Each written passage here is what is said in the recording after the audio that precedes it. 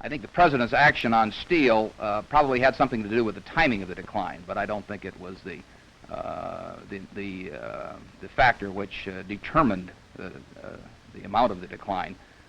For some time, stocks have been rising at rather rapid rates. Corporate earnings have not been rising. Dividends have not been increasing, and it's not to be unexpected that perhaps a correction of some of those unusual factors on the upside might occur on the downside. Well, some observers from time to time say that the stock market is a forecaster of events to come. Can you predict, or would you care to take a look at what you think this might be forecasting, the decline? The stock market has been a good forecaster from time to time in the past. It also has been a rather poor forecaster occasionally. For example, the last 4 or 5 years, the stock market has been booming along and presumably forecasting better business, which has really not materialized. Corporate profits are not any better than they were 5 years ago, but stock prices are 50% higher or thereabouts. So maybe the stock market is really correcting a previous incorrect forecast this time rather than making a new correct one.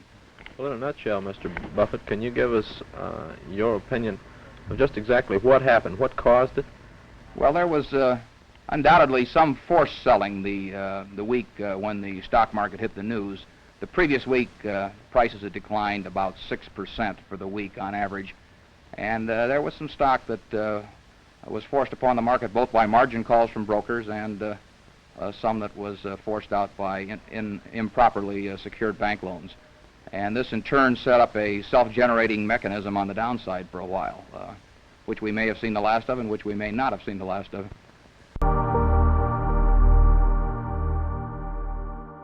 Hi, I'm Pete Andresen. I'm the author of the book Dollars and Common Sense.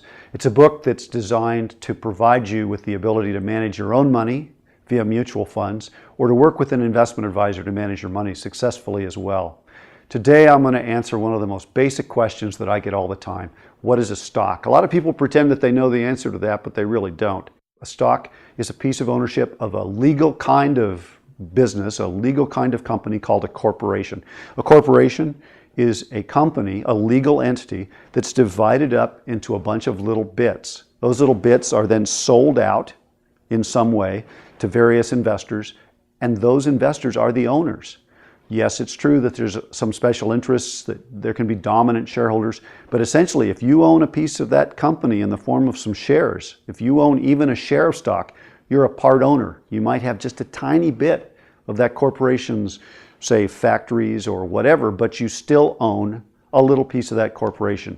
Stocks are also known as equities. Essentially, they provide liquidity and they provide ownership. And as I've said again and again, ownership grows and loaning doesn't. Look at this Morningstar graph. Owning something profoundly outperforms loaning money out.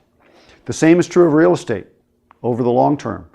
Real estate is another form of owning something. So why don't we put it all in the stock market? Why don't we just invest in stocks? Because we know that over the long term stocks grow. So why don't we just put it all in the stock market and real estate and walk away? And the answer is that the stock markets of the world can be incredibly, incredibly volatile. They can fall 50% or more in a year.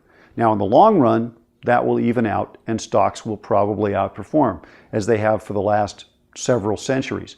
But in the short run, it can be devastating, and people tend to do the thing which is worst for them, which is to sell out at the bottom because they psychologically can't take any more. And that's why we have a diversified portfolio. That is, diversified means we've got a little of everything, including some bonds, because bonds will keep you rich, even if they won't make you rich. But to finally grow your wealth, stocks are a vital component. Thank you.